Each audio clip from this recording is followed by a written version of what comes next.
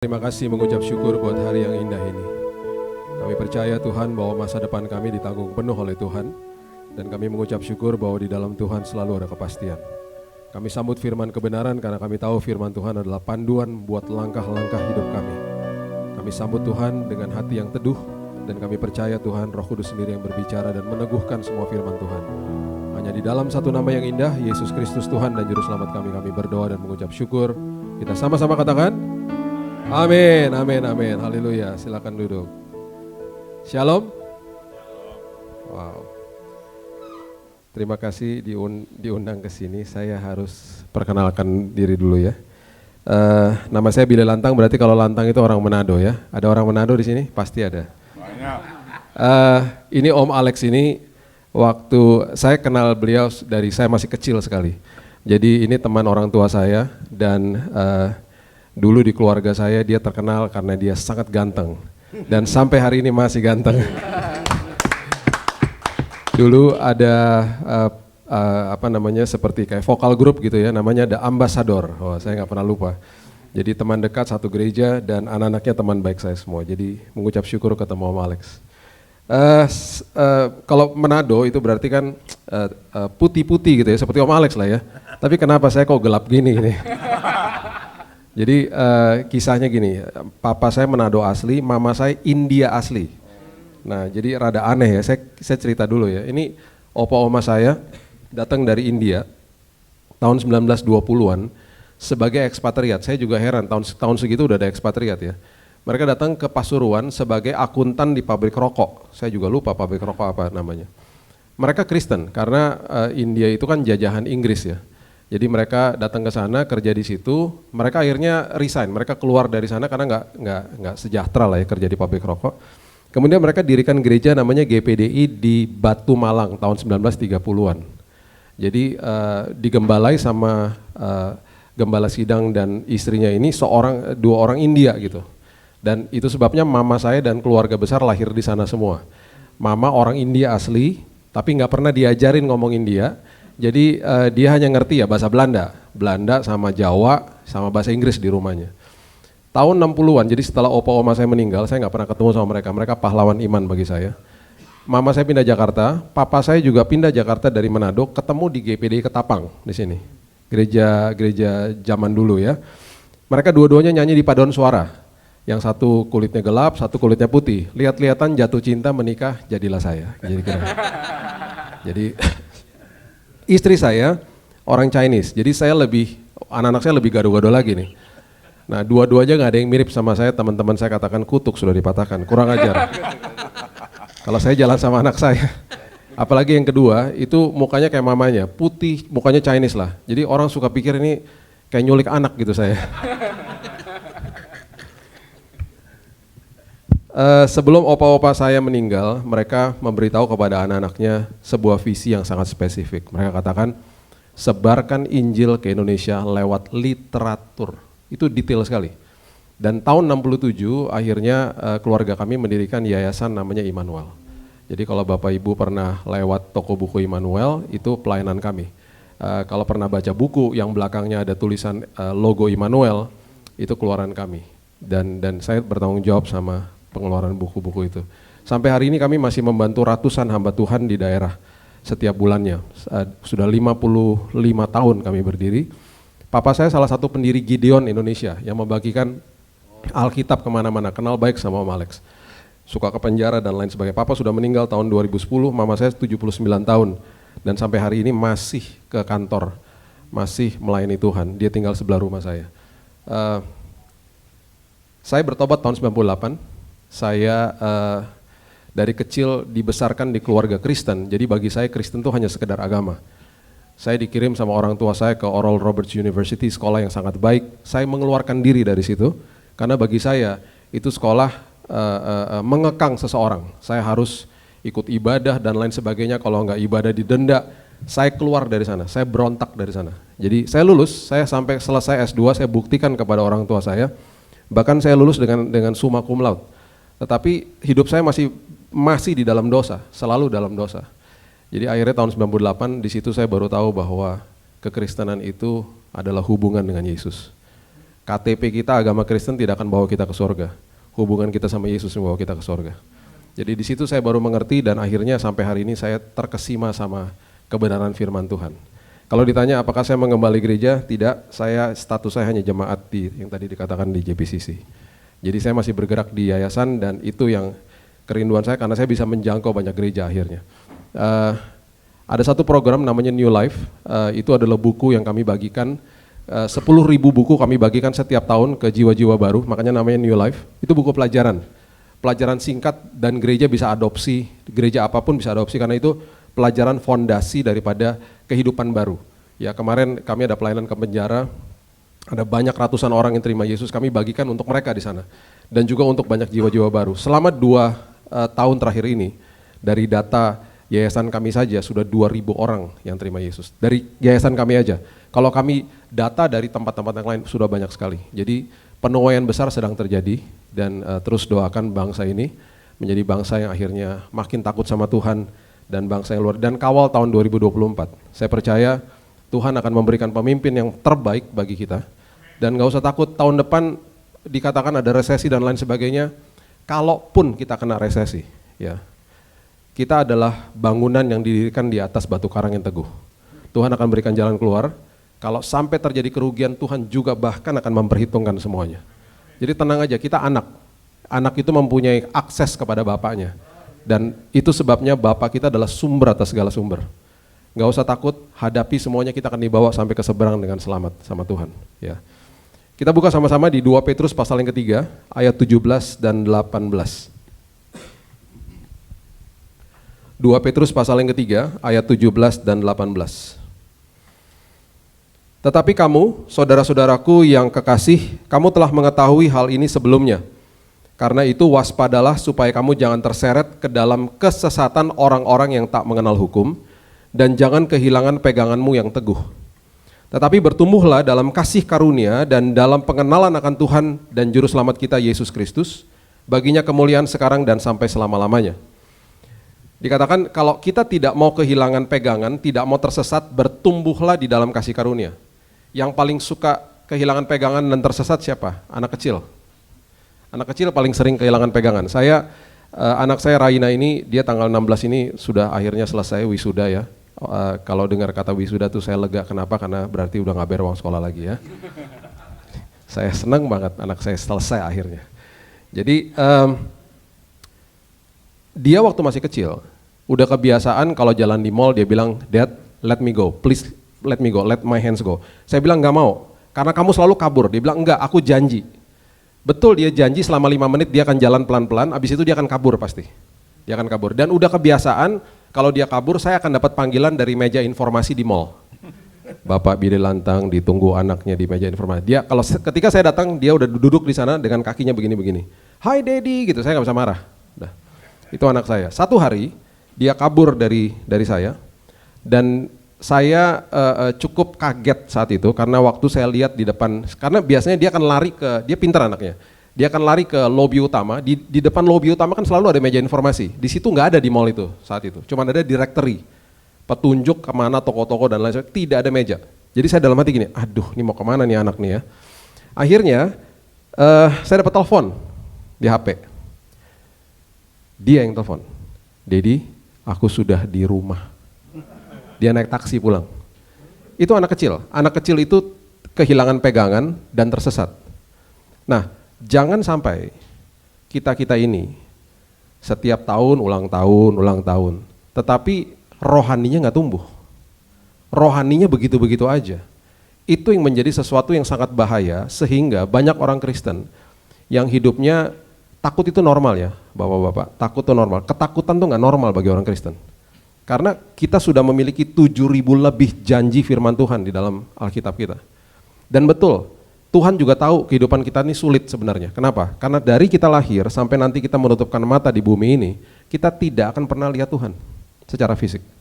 Yang kita lihat penyakit, yang kita lihat masalah di depan kita, itu yang kita lihat.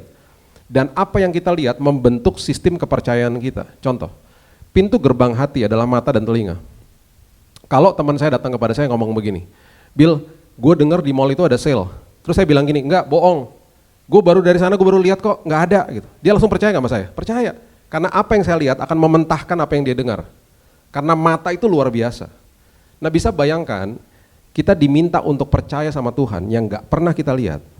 Dan kita diminta sama Alkitab untuk percaya sama suara Tuhan. Suaranya pun gak audible. Coba gimana? Emang dia hadir terus audible dengar suaranya? Sesekali kita dengar audible, betul ada pengalaman-pengalaman seperti begitu. Tapi gak selalu kan, setiap hari kita harus mengarahkan telinga kita kepada ucapan firman Tuhan. Amsal katakan, simpan dalam lubuk hatimu. Kemudian Alkitab katakan, jaga hatimu dengan kewaspadaan. Karena dari situ sumber daripada kehidupan dan kesembuhan bagi yang sakit. Jadi bagaimana dong? Kalau kita nggak latih pendengaran rohani kita setiap hari, kita nggak akan bisa survive. Makanya Yesus bilang sama Thomas apa? Setelah dia bangkit dari kematian, dia nggak samperin Pontius Pilatus, dia nggak samperin orang-orang yang dalam tanda kutip menyalibkan dia gitu ya. Ingat, Yesus tidak dibunuh sama siapapun, dia menyerahkan nyawanya sendiri. Dia bisa mengirimkan pasukan, satu malaikat lah, nggak usah pasukan lah, mati semuanya. Dia yang menyerahkan diri.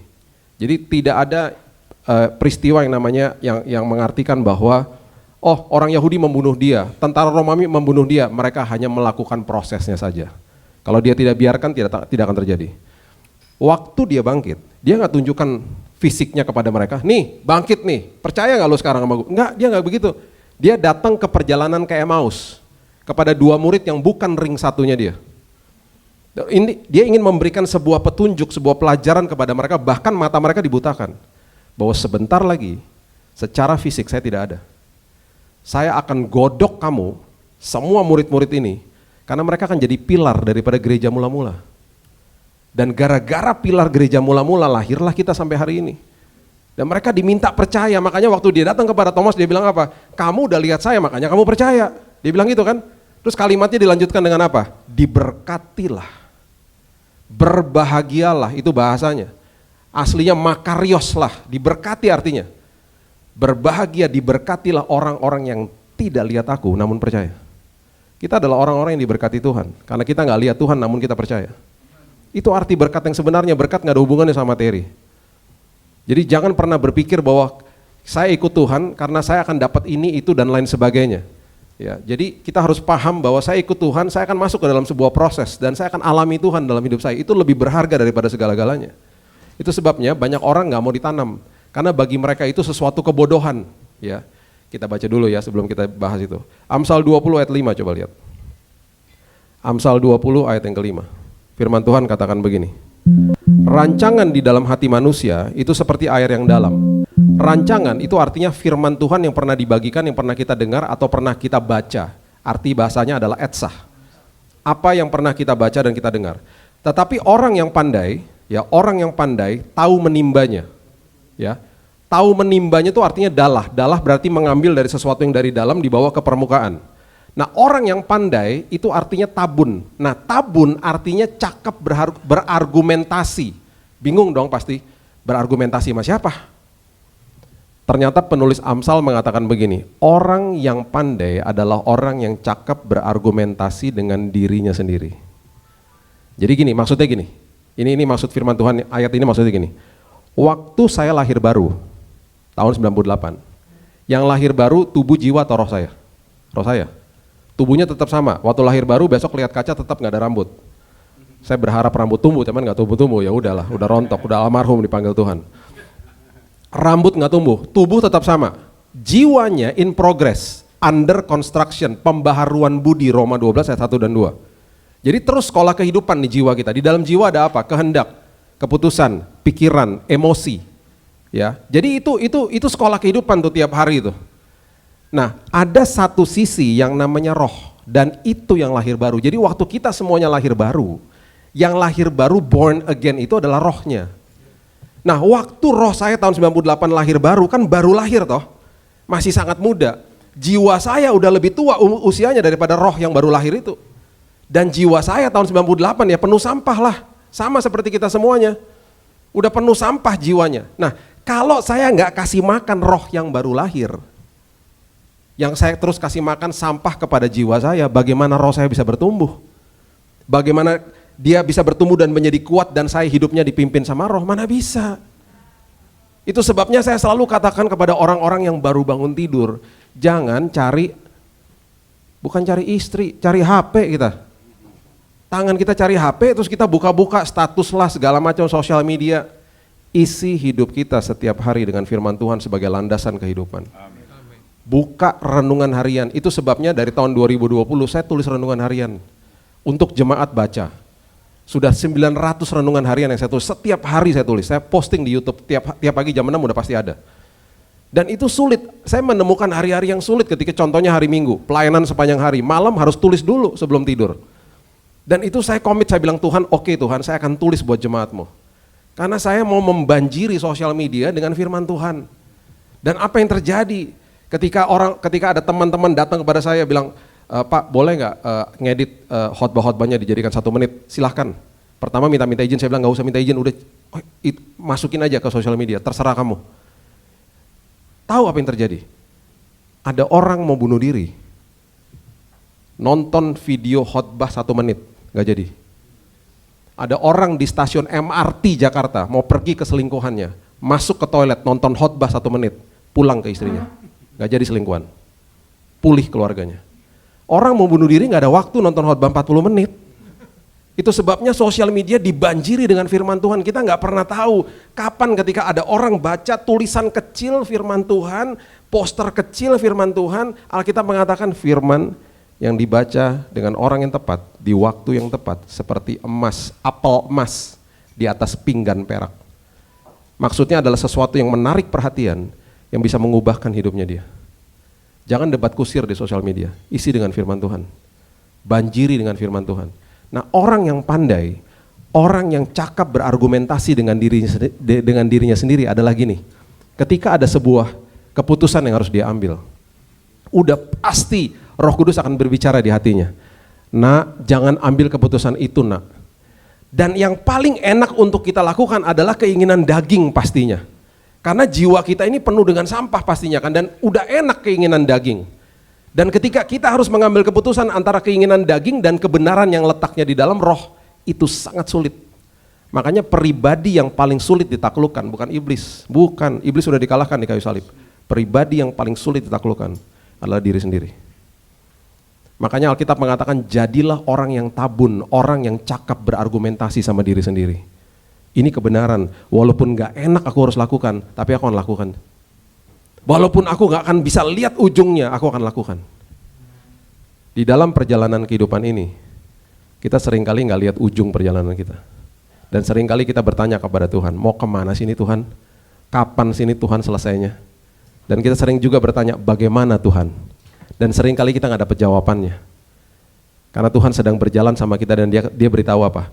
Kamu jalan sama saya, karena kamu berjalan sama saya kasih kamu firman, dan firmanku adalah pelita, bukan lampu sorot. Jadi kamu gak bisa lihat ujungnya, cuma bisa lihat langkah demi langkah. Dan seringkali kita menjerit. Tapi Tuhan selalu kasih tahu sama kita, kamu lagi jalan sama saya. Saya berjalan dengan Tuhan di lantai 8 Singapore General Hospital tahun 2019, ketika saya didiagnosa kena kanker darah dan divonis mati 3 bulan. Waktu saya masuk bulan Januari, bulan Februarinya Ibu almarhum Ibu Ani Yudhoyono masuk. Tidak berjauhan dari saya. Setelah 3 bulan beliau meninggal. Dan saya nangis, saya tahu rasanya gimana gak ada darah. Darah itu, ada darah merah, darah putih, satu lagi trombosit, itu elemen yang paling besar. Tiga-tiganya habis, mati semuanya. Saling makan. Apalagi yang namanya darah putih. Darah putih itu adalah pertahanan tubuh. Kalau pertahanan tubuhnya gak ada, kita langsung kena virus, kena bakteri yang baik pun jadi jahat. Leukosit saya, darah putih saya, menginjakkan titik yang paling bawah, 0,03. Habis sudah, habis. Makanya dokter apa? Vonis, 3 bulan Pak. Dan akhirnya waktu dia masuk ke dalam kamar di lantai 8, itu lembah kekelaman saya. Karena di lantai 8 Singapore General Hospital saat itu adalah lantai kemo. Setiap hari saya dengar orang nangis, setiap hari saya dengar orang menjerit. Setiap hari saya mendengar keluarga yang menangis dan menjerit karena ada yang meninggal. Dan setiap hari saya mendengar ada orang mau bunuh diri karena mau loncat dari lantai 8. Cancer itu sakit, di kimo tambah sakit. Jadi di jendela lantai 8 itu semuanya teralis sudah. Teralisnya aja mau dibobor sama mereka. Sampai pasien-pasien ini ditarik sama suster, diborgol di tempat tidur. Karena mereka mau loncat, mereka bilang, I want to kill myself, saya mau mati aja udah. Itu terjadi di lantai 8. Apakah saya bisa lihat ujung perjalanan saya? Nggak bisa, yang saya lihat hari lepas hari kok. Dan mengerikan, sangat mengerikan. Apalagi waktu dokter masuk ke dalam kamar bilang gini, Pak, kami mau memberikan cairan kemo ya Pak. Nggak bisa di tangan Pak, kami harus bolongin dadanya Bapak, masuk ruang tindakan. Pembuluh darah besar. Dan kita akan teteskan Pak, 500 mili per hari, sebotol aqua, dikali 7 hari. Saya masih dengar itu masih oke, masih nggak masalah. Tiba-tiba dia ngomong gini, Pak, cairan itu sangat keras ya Pak, kayak air raksa. Kalau itu jatuh ke tangan suster Pak, netes ke tangannya suster, kulitnya kebakar, 1 tetes aja. Bapak bisa bayangkan 3,5 liter masuk ke dalam tubuh Bapak, organ-organ Bapak melepuh Pak, hancur, habis. Setelah 1 minggu Bapak dimasukin cairan itu, Bapak minggu depan akan masuk ICU, koma, mati Pak. Saya bilang, ya ngapain diobatin kalau gitu? Dia bilang, udah gak ada pilihan Pak. Diobatin mungkin akan prolong your life 6 months, mungkin akan memperpanjang hidupmu jadi 6 bulan. 70% dari pengobatan ini gagal total. Gagal. Habis sudah. Jadi gimana? Jadi waktu dia keluar, dan sebelum dia keluar dia bilang gini, Bapak Ibu tolong tanda tangan sertifikat. Kalau sampai Bapak meninggal, istri tidak akan tuntut rumah sakit. Di situ waktu dia keluar dari kamar, paginya saya baru baca Amsal 4 ayat 20. Arahkan telingamu kepada ucapanku, simpan di dalam lubuk hatimu, karena itu sumber daripada kesembuhan dan kehidupan. Di situ waktu saya baca itu pagi-paginya, saya mulai bilang ini, tiba-tiba keluar dari roh saya. Saya bilang sama istri saya, sayang, itu yang dokter katakan kan kenyataan ya. Yang firman Tuhan tadi pagi kita bacakan kebenaran ya. Kenyataan harus tunduk sama kebenaran. Tiap hari saya mulai ngomong begitu. Tiap hari. Tambah parah ya, tambah parah.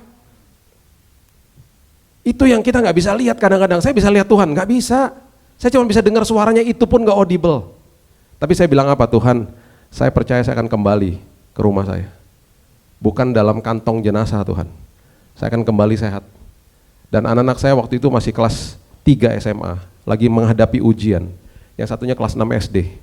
Saya bilang, Tuhan, saya akan kembali dan saya akan membesarkan mereka. Bahkan di bulan Juni nanti Tuhan, saya percaya saya akan hadir di dalam wisudanya mereka nanti Tuhan. Dan saya percaya Tuhan, apa yang Kau katakan kepada banyak orang yang sedang sakit waktu Engkau hadir di muka bumi ini. Engkau selalu tanyakan, kamu mau apa sih? Seolah-olah dia nggak tahu mereka mau apa. Si buta, si tuli, si kusta, si lumpuh bilang apa? Aku mau jalan Tuhan, aku mau lihat, aku mau mendengar, aku mau tahir Tuhan. Dan selalu dia katakan apa? Terjadilah sesuai dengan imanmu. Saya lewatin lembah kekelaman dan bagi saya akhirnya menjadi sebuah perjalanan iman yang luar biasa. Saya hancur badan saya habis itu. Saya muntah-muntah darah, hancur, melepuh badan saya. Di CT scan hancur, melepuh betulan. Yang betul-betul dokter katakan terjadi sama saya. Tiba-tiba dalam hitungan 3-4 minggu dokter sampai membuat jurnal karena saya pasien pertama yang bisa makan sampai 2 porsi sehari. Setiap kali makan tuh lahapnya luar biasa. Bahkan di mulut saya tidak ada sariawan dan orang seperti saya harusnya sariawannya kemana-mana karena cairannya keras dalam tubuh. Saya kalau berdahak aja udah kayak naga gitu, keluarnya kayak keluar api gitu. Tidak ada satupun sariawan di mulut saya. Saya bisa makan dengan lahap. Dalam hitungan 1 bulan, 10 dokter cek saya dan ceknya bukan seperti di Prodia di sini, ditusuknya di belakang sini. Dan sakitnya luar biasa. Itu kalau jarum masuk ke daging ada anestesi, masuk ke tulang mana ada, menjerit saya. Itu tindakan hanya 5 detik, tapi sakitnya luar biasa. Sumsum tulang belakang, itu pabriknya darah. 10 dokter akhirnya datang kepada saya bilang apa? Mereka masukin saya ke dalam ruangannya, mereka lihat hasilnya. Dan mereka katakan, Pak, hari ini kami nggak bisa temukan sel kankernya hilang. Sama sekali dari atas ke bawah nggak ada. Saya sempat nanya sama dokternya, masa nggak ada sih dok sisa 5% kayak 10%, dia bilang nggak ada. Saya nggak pernah lupa, dia katakan, you are clean, kamu bersih total. Itu perjalanan iman, kita nggak tahu ujungnya. Tapi kita hanya bisa lihat langkah demi langkah. Hati-hati, kita sering bertanyakan kepada Tuhan, ini bagaimana, mau kemana, kapan, dan lain sebagainya. Hati-hati, jangan sampai lupa mengucap syukur ketika sedang dalam perjalanan. Kalau lupa mengucap syukur, ujung-ujungnya kita bisa mempertanyakan Tuhan. Kalau kita mempertanyakan Tuhan, akhirnya kita ragu sama Tuhan, dan kita jadi rontok sendiri akhirnya. Ini yang Tuhan ajarkan, coba kita baca sama-sama di 1 Korintus 2 ayat 14, firman Tuhan katakan begini. 1 Korintus 2 ayat 14. Tetapi manusia duniawi tidak menerima apa yang berasal dari roh Allah, karena hal itu baginya adalah suatu kebodohan. Ia tidak dapat memahaminya sebab hal itu hanya dapat dinilai secara rohani. Jangan baca ayat ini dan mengatakan bahwa ini buat orang dunia bukan buat saya. Kita punya sisi duniawi loh. Di dalam jiwa kita ini banyak sampahnya sebenarnya. Dan itu harus didetokskan tiap hari kan. Makanya harus dikasih makan rohnya. Roh harus dikasih makan tiap hari. Hubungan intim sama Tuhan harus jadi gaya hidup bukan keharusan. Gaya hidup setiap hari. Ya, kalau keharusan ingat ya, kalau keharusan itu adalah sesuatu yang dilakukan sama anak kecil. Harus makan, harus gosok gigi, harus belajar. Yang terjadi apa? Capek, lupa, berontak. Kamu udah gosok gigi? Lupa. Karena masih sistemnya keharusan, levelnya keharusan. Ayo makan, ntar dulu berontak. Ayo belajar, enggak capek, lupa, berontak, keharusan. Tapi kalau udah jadi gaya hidup, apakah kita masih diteleponin sama ibu kita di usia seperti begini? Kamu udah gosok gigi enggak nak? Kan enggak, udah jadi gaya hidup. Kita akan cari makan sendiri di jam makan, karena apa? Gaya hidup, nagih dari dalam. Hubungan intim sama Tuhan harus lahir dari dalam, bukan level keharusan lagi. Jadi cek sama rechecknya gampang sih. Capek, lupa, berontak berarti masih level keharusan. Kalau levelnya udah gaya hidup, nagih dari dalam sini. Saya belum doa, saya belum baca firman, nagih kita.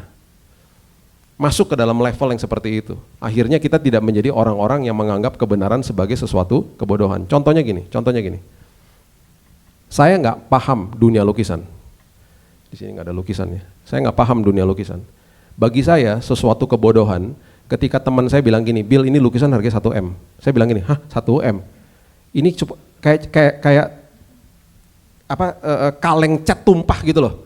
Ini gue juga bisa buat kayak begini cuma coret-coretan doang. Ini maknanya dalam, Bill. Coba lu lihat lebih dalam. Saya lihat lebih dalam, saya pusing. Apaan? Dan menjadi kebodohan bagi saya ketika ada yang bilang, teman saya bilang ini udah dibeli sama orang harganya 1M. Karena apa? Kenapa itu jadi kebodohan? Karena saya tidak paham dunia lukisan. Seperti Alkitab katakan, itu menjadi kebodohan dan ia tidak dapat memahaminya. Gak paham soalnya. Sama juga kalau saya ceritakan hobi saya kepada bapak-bapak sekalian. Kalau nggak paham dunia saya, dunia hobi saya, pasti menjadi kebodohan. Saya kolektor 300 pesawat terbang, mainan, jangan kaget. Udah kaya banget ya Mbak Tuhan. Kalah Garuda. Saya bisa ngomong nih tentang dunia aviasi, detail. Saya suka sekali, saya kalau nggak jadi hamba Tuhan udah jadi pilot. Minggu lalu, saya diajak sama teman baik saya, Kapten Edward Lembong, senior captain dari Lion Group. Dia punya flight simulator. Saya punya sertifikat dari Boeing menerbangkan pesawat, tapi flight simulator ya, bukan sekolah penerbangan, bukan. Saya nggak punya waktu sekolah penerbangan. Saya sukanya luar biasa sama dunia aviasi. Saya ditelepon sama dia, Bill, datang dong ke tempat gua. Lu sekalian ngasah, lu punya itu tuh, lu punya kemampuan. Ayo, udah masih inget nggak? Saya datang, kita belajar landing sama take off lagi, belajar instrumennya lagi, detail sama seperti kokpitnya 737, exactly the same. Lu mau mendarat di mana? Di tinggal pencet, mau di Bali, oke. Keluar tuh Bali airportnya. Towernya segala macam. Saya tahu detail. Wah, kemarin pas mendarat di Bali, smooth gitu pendaratnya. Wah, hebat juga lo, masih ingat lo semuanya. Gara-gara dipuji masuk rumput langsung ke pesawatnya. Saya suka banget. Saya punya diecast skala 1/400 segini-segini nih. Saya salah satu kolektor diecast pesawat terbang maskapai Indonesia yang terlengkap.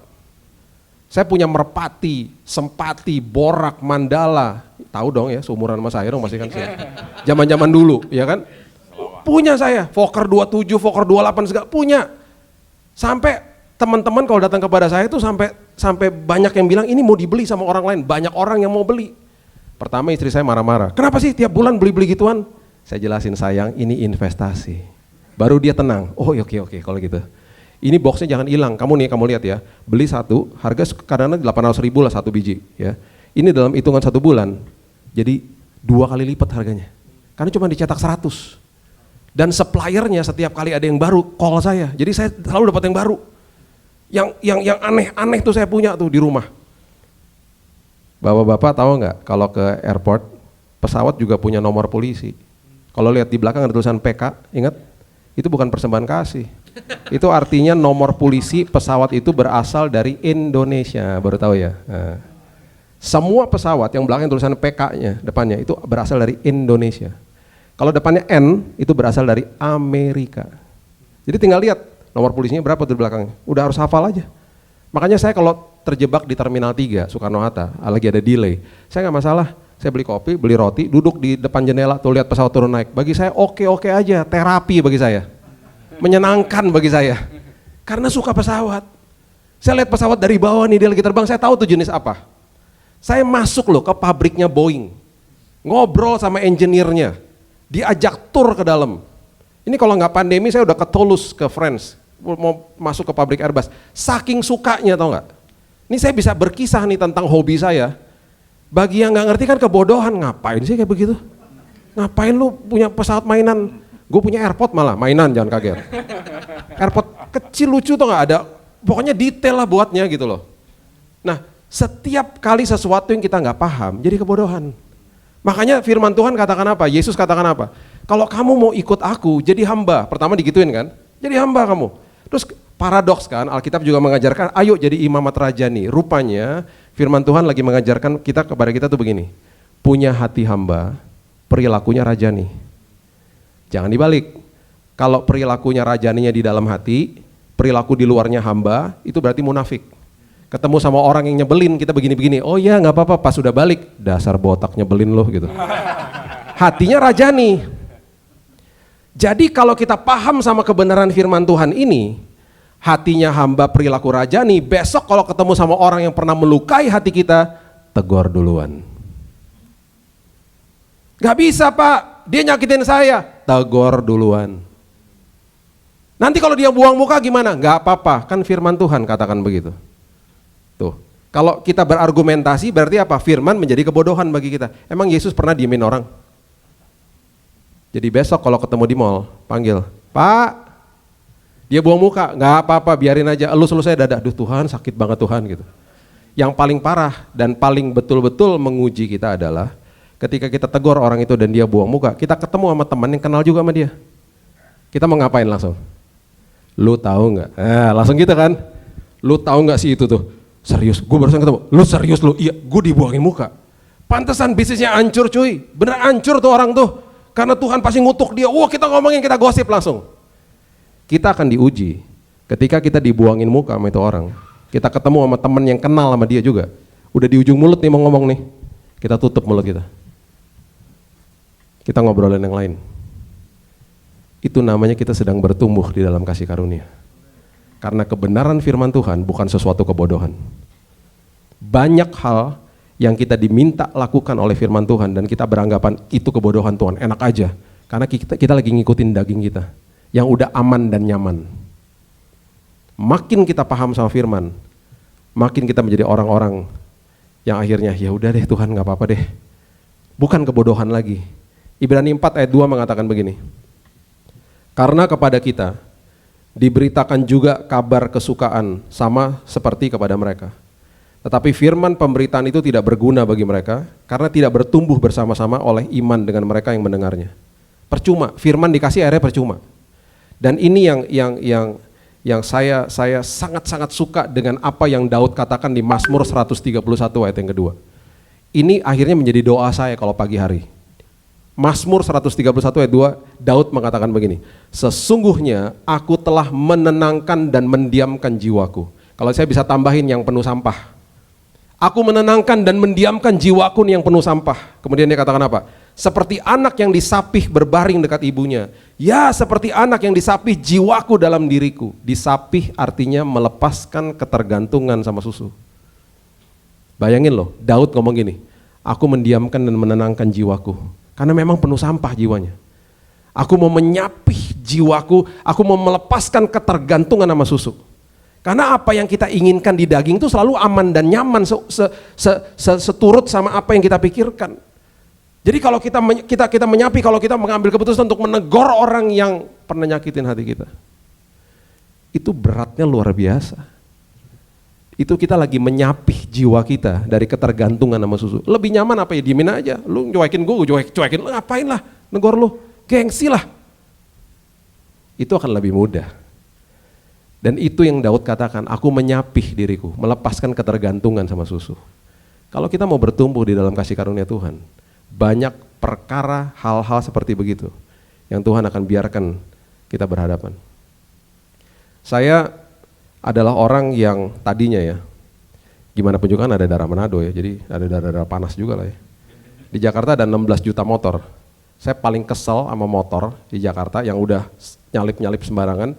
Udah gitu yang paling nyebelin adalah ketika udah nyalip saya klakson dong, kan kaget nih ya. Dibuka helm di gini, apa lo? Nah, saya hamba Tuhan juga. Hamba Tuhan tapi manusia juga, iya gak? Darah Manado lagi, Om Alex tahu dong, ya kan? Darah Manado. Istri saya punya paspor yang luar biasa, dia pegang kaki saya, sayang udah ya, udah. Nanti jangan-jangan dia jemaat. Saya kalau dengar kata jemaat luluh langsung ser. Iya ya, jangan-jangan dia lagi dimarahin sama istrinya, jangan-jangan dipecat sama kerjaan, luluh langsung. Setiap kali ada motor kurang ajar, istri saya bilang, ingat ya, jemaat loh. Sampai saya tanya, jemaat gereja mana kurang ajar semua? Enak aja, masa semua jemaat? Dia bilang gitu. Karena bagi dia tuh password yang membuat saya langsung luluh gitu. Beberapa tahun yang lalu saya divalidasi sama dia. Tiba-tiba dia ngomong gini, kok kamu sekarang kalau ada motor-motor nyebelin gitu, aku yang sebel, kok kamu diem aja sih? Lulus sekolah kehidupan. Yang validasi orang terdekat. Itu yang harus kita punya kelemahan masing-masing. Yuk masuk sekolah kehidupan. Yang menurut kita menjadi sebuah kebodohan. Katakan kepada diri kita, aku menyapih diriku Tuhan. Dari ketergantungan sama susu. Paling gampang, lebih mudah, jiwa kita katakan apa? Marah-marah aja. Lu dilanggar lo hak lo gitu. Oh, kita marah dong harusnya kan. Menyapih diri kita, bertumbuh di dalam kasih karunia Tuhan. Itu sebabnya ya firman Tuhan mengatakan begini. Di Ibrani pasalnya yang ke-5 ayat yang ke-13. Ibrani pasal yang ke-5 ayat yang ke-13. Sebab barang siapa masih memerlukan susu, ia tidak akan memahami ajaran tentang kebenaran. Sebab ia adalah anak kecil. Ini vulgar banget nih ayat. Sebab barang siapa masih memerlukan susu, ia tidak memahami ajaran tentang kebenaran. Sebab ia adalah anak kecil. Jangan sampai usia kita sudah cukup senior, dewasa dan lain sebagainya, tapi dalamnya nggak pernah bertumbuh, masih minum susu. Ya, saya akan tutup dengan 2 ayat ini ya. Kejadian 3 ayat 10. Kita baca dulu ya, nanti terakhir kita baca Ibrani 4 ayat 12. Kejadian 3 ayat 10 mengatakan begini, ia menjawab, ketika aku mendengar bahwa engkau ada dalam taman ini, aku menjadi takut, karena aku telanjang sebab itu aku bersembunyi. Di awal manusia waktu jatuh dalam dosa, manusia ditelanjangin sama Tuhan kan. Manusia akhirnya merasa bahwa dia yang tadinya telanjang gak malu, sekarang jadi malu dan takut sama Tuhan. Manusia selalu begitu akhirnya. Di perjanjian lama, semua manusia berhadapan sama Tuhan takut. Ada ruang Maha Kudus. Di ruang Maha Kudus itu yang dilakukan sama imam besar ketika dia masuk ke sana sekali setahun. Itu ironis, ruang Maha Kudus dan ruang yang paling menakutkan karena imam besar bisa mati di dalam situ kalau dia tidak kudus. Ya itu penjelasan yang dalam lah, kalau Atonement Day. Masuk ke dalam perjanjian baru, masuk ke dalam kasih karunia Tuhan, ini yang terjadi. Di dalam Tuhan tidak ada penuduhan, tidak ada penghakiman, tidak ada lagi yang namanya kutuk. Jadi jangan pernah bertanya sama Tuhan bilang, ini penyakit dari Tuhan karena saya berbuat dosa. Itu ngawur. Kita harus mulai mendidik diri kita dengan kasih karunia Tuhan. Dan saya selalu bilang sama worship leader di dalam gereja, jangan memulai doamu di depan ibadah mengatakan begini. Udah kebiasaan nih gereja-gereja. Tuhan, layakkan kami Tuhan, mau datang ke hadirat Tuhan. Kita sudah dilayakkan ribuan tahun yang lalu, ngapain minta dilayak-layakin lagi? Akhirnya jemaat berpikir apa? Oh, berarti saya harus nyanyi dulu, saya harus dengar khotbah dulu, baru saya dilayakkan sama Tuhan. Kan ngawur narasinya. Terus waktu saya tanya, kenapa kamu ngomongnya kayak begitu sih, doanya kayak begitu? Ya kan udah dari dulu begitu, ngikut-ngikutin aja yang lain. Kita ya sekarang ya, kita hidup taat, bukan untuk dilayakan. Kita hidup taat karena kita sudah dilayakan sama Tuhan. Itu kasih karunia. Kasih karunia bukan tiket buat dosa, kasih karunia adalah sesuatu yang membebaskan manusia. Makanya Ibrani 4 ayat 12 mengatakan begini, sebab firman Allah itu hidup dan kuat, lebih tajam dari pedang bermata dua manapun, menusuk amat dalam, memisahkan jiwa dan roh. Tuh, firman Tuhan tuh memisahkan jiwa sama roh. Jadi ini yang saya mau bagikan sebagai penutup. Jangan sekedar baca firman Tuhan, biarkan firman baca kita. Biarkan firman membelah kita, memberitahu bahwa, nak, ini salah ya nak yang di dalam jiwamu. Nak, yang di dalam rohmu ini yang kebenaran ya nak. Kamu ambil yang itu ya. Berat Tuhan, gak enak Tuhan. Gak apa-apa, itu kebenaran nak. Ujungnya pasti membawa kenyamanan dan keamanan bagimu. Jadi firman tuh membelah gitu loh, jiwa sama roh. Membelah mana yang benar, mana yang salah. Sendi-sendi dan sumsum sanggup membedakan pertimbangan dan pikiran hati kita. Dan perhatikan kalimat ini, tidak ada satu makhluk pun yang tersembunyi di hadapannya. Sebab segala sesuatu, keluar lagi kalimat ini, telanjang dan terbuka di depan mata dia. Dan kepadanya kita harus memberikan pertanggung jawab. Dulu manusia telanjang ketakutan, sekarang manusia telanjang, yang ada adalah kasih karunia Tuhan. Tuhan tidak pernah berseberangan sama kita. Kalau kita sampai jatuh pun dia tidak pernah berseberangan sama kita. Itu sebabnya saya didik kedua anak saya dengan kasih karunia Tuhan. Saya tidak pernah didik mereka ketika mereka masih kecil-kecil begini-begini. Kalau saya begini-begini sama mereka, itu sama dengan hukum Taurat. Anak siapa kamu? Anaknya bingung. Ya anak elu, ngapain nanya sama gua? Jadi ketika mereka nakal-nakal, waktu masih kecil, udah pasti nakal lah. Saya berlutut di depan mereka. Saya rangkul mereka, saya bilang gini, Kak, Dek, Dedi bisa buat apa supaya kamu gak lakukan itu lagi? Nangis dia. Karena dia langsung berpikir bahwa ayahnya tidak berseberangan sama dia. Ayahnya ada di pihakku. Itu Tuhan. Ketika kita jatuh pun dia akan peluk kita, nak, aku perlu lakukan apa buatmu nak? Supaya kamu makin kuat. Apa yang aku bisa lakukan buatmu? Itu kasih karunia. Dia gak pernah nuduh kita, dia tidak pernah menghakimi kita, bahkan menghukum kita, bahkan mengutuk kita. Gak ada, there is no condemnation, udah gak ada, udah selesai di kayu salib, it is finished. Tapi jangan dipermainkan kasih karunia. Karena selalu ada akibat dosa. Akibat dosa itu karena ulah kita sendiri, bukan hukuman Tuhan. Itu perlu dipahami. Jadi ketika akhirnya anak-anak saya menyatakan mereka menyebutkan disiplin-disiplinnya, ketika mereka nakal lagi dan mereka menjalankan disiplinnya, mereka gak sakit hati sama saya. Dan alhasil ketika saya dan istri saya tidak ada di rumah, mereka tidak nakal bukan karena ketakutan sama kami, tapi karena mereka hormat sama orang tuanya. Itu kasih karunia. Tanggal 16 ini anak saya yang tadi suka hilang-hilang itu, dia wisuda. Tanggal 13 kami berangkat, dia selesai dari Biola University di Los Angeles. 3 bulan lalu saya dapat telepon dari dia. Dia bilang, Dad, doain aku ya. Kenapa? Aku diminta khotbah di Hillsong Los Angeles buat anak-anak youth. Karena dia pelayanan di sana udah bertahun-tahun. Karena kenapa dia bisa sampai ke dalam titik itu? Bertumbuh di dalam kasih karunia. Saya akan tutup dengan kisah nyata ini ya. Saya nggak mau saya berdiri di depan sini, mentang-mentang saya yang khotbah, wah berarti Pak Billy udah paling dewasa. Enggak, saya pun bertumbuh dan saya mau ngaku dosa. Tahun lalu, anak saya yang kedua, Keaton ini, kan masih online sekolah ya. Jadi waktu dia sekolah online itu, ujian semuanya kan online. Anak saya dua-duanya adalah anak-anak yang paling benci sama pelajaran matematika. Sampai mereka pernah tanya gini sama saya, siapa yang menciptakan matematika? Nggak kurang kerjaan tuh orang. Mereka bilang gitu. Mereka sampai bilang, kenapa kita nggak bisa audiensi sama guru? Bilang sama guru, kita yang penting kan cuma belajar pertambahan, pengulangan, pembagian, pengurangan, that's it, udah selesai. Buat apa yang lain-lainnya? Buat ngejelimet, buat susah hidup katanya gitu. Jadi anak saya ini kalau ujian matematika selalu jeblok. Angkanya di bawah 60, 57, 54. Nah, berarti ada namanya remedial, ujian ulangan ya. Nah, setiap kali ujian ulangan angkanya bisa 67 sampai 70. Karena dia belajar lagi gitu. Jadi kemarin waktu pandemi tahun lalu masih sekolah online, dia angkanya 57. Saya nggak apa-apa. Saya bilang ya udahlah belajar aja, ntar juga remedial pasti bisa, seperti gitu kan. Nah, waktu dia akhirnya bilang sama saya, Dad, doain ya besok ada remedial. Oke, kamu udah belajar? Aman, oke. Remedial nih, hari Senin. Malam-malam, waktu kita mau mesbah keluarga, dia masuk kamar. Gimana Dek, ujiannya? Gimana, 67, 70? Wah mukanya udah mesem. 43 Dek. Hah? Kok 43 Dek? Kok makin jeblok angkanya? Susah Dek, algebra katanya. Itu pelajaran ngeri banget, susah banget. Aku udah belajar loh. Tapi yang keluar beda-beda semuanya, susah. 43. Jadi remedialnya pun hancur skornya. Tapi ya udah, saya tahu ini anak tanggung jawab dan belajar, dia udah give the best lah, itu udahlah. Saya nggak mau pressure dia lah. Saya bilang ya udahlah next time you do better lah, udah nggak tahu lah mesti ngapain. Tiba-tiba dia ngomong sama saya, enak juga ya kalau lagi pandemi, ujian, tadi miss-nya meeting, gurunya meeting. Jadi Zoom-nya dimatiin.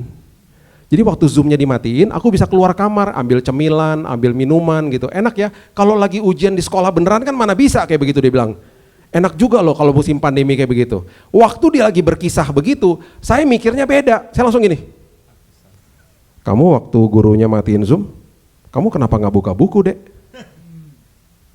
Iya dong, saya mau bantu anak saya maksudnya. Kamu kalau buka buku, kamu dapat 80. Kenapa saya ngomong gitu? Karena dulu saya jagoan nyontek. Jadi naluri pertama yang keluar adalah, kamu kenapa nggak buka buku, Dek? Dia bilang apa sama saya? Nggak boleh dong, kan ujian. Siapa bilang? Itu kalau gurunya matiin Zoom berarti dia lagi kasih kode sama kamu, kamu boleh buka buku. Jadi orang jangan naif-naif dong, please deh. Nyontek-nyontek dikit nggak apa-apa. Nggak boleh, Dad, itu kan namanya ujian. Saya nggak puas. Oke, sekarang kamu kasih tahu sama Dedi. Tadi waktu gurunya mau matiin Zoom, emang dia bilang, anak-anak, Miss mau meeting. Ya, anak-anak yang lagi ujian tidak boleh buka buku ya, jujur ya anak-anak ya, integritas ya. Emang gurunya ngomong gitu? Enggak, itu berarti dia kasih kode keras. Kode keras bahwa kamu boleh buka buku. Lain kali kalau itu kejadian lagi, panggil Dedi. Dedi masuk ke kamar Dedi, bukain tuh bukunya. Sayang Dek, bisa dapat 80. Gak boleh Dad, ujian gak boleh gitu. Masih gak puas? Minggu depannya ngambil raport, online juga ngambil raportnya. Saya ngomong sama gurunya yang matiin Zoom-nya. Ngambil raportnya sama dia. Miss, itu waktu minggu lalu, waktu lagi remedial, Miss matiin Zoom kan ya, meeting ya. Itu berarti boleh dong anak-anak buka buku ya Miss? Ya nggak boleh dong Pak, nama juga ujian.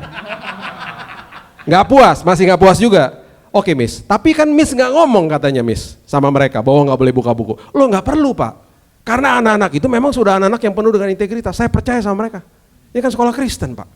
Dan anak-anak ini selalu jujur Pak. Oh gitu ya Miss. Iya, emangnya ada apa sih Pak? Oh nggak apa-apa, nggak ada apa-apa. Cuma nanya aja. Lebih malu lagi ketika dia ngomong ini, Pak kapan lagi khotbah di sini? Nah lo.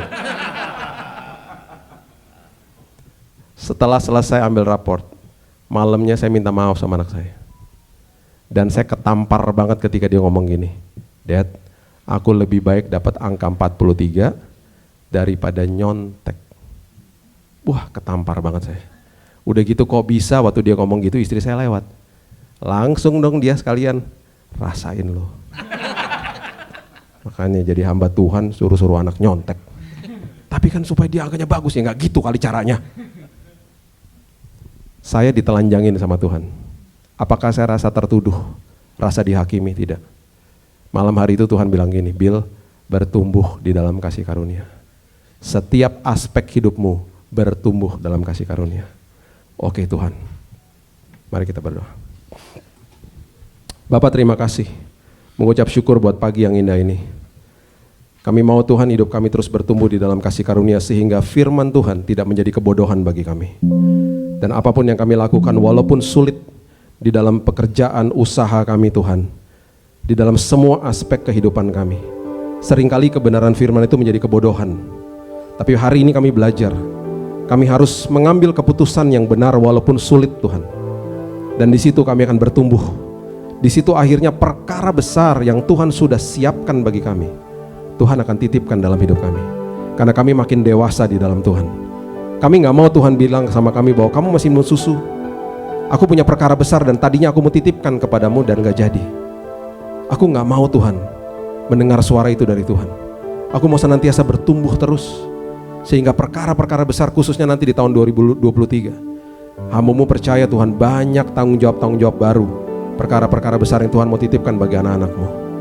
Berikan kami roh yang mau menjadi hamba di dalam hati.